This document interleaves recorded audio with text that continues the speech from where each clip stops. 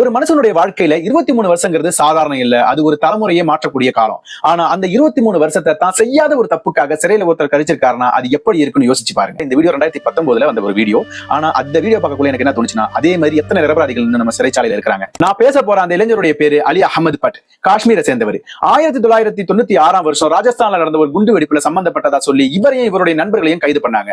அப்ப இவருக்கு வயசு வெறும் 20.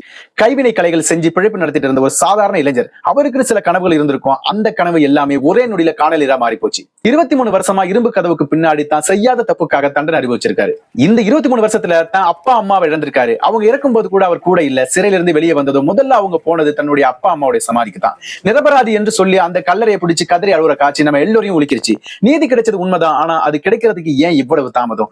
23 வருஷ வாழ்க்கைய, இளமைய, பெற்றோர்களுடைய அன்பை இந்த சட்டத்தாலையும் யாராலையும் திருப்பி தர முடியாது.